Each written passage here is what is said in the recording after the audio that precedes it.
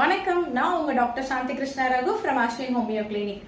இவங்க ஏதாவது அவங்களை எதிர்த்தோ மறுத்தோ பேசினா ரொம்ப கோவப்படுறாங்களா?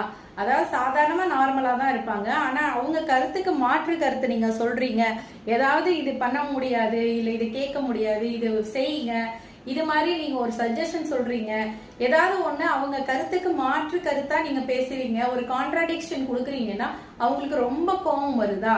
சோ அந்த மாதிரி கோபக்காரவங்களுக்கான மருந்து தான் இப்ப நம்ம தெரிஞ்சுக்க போறோம்.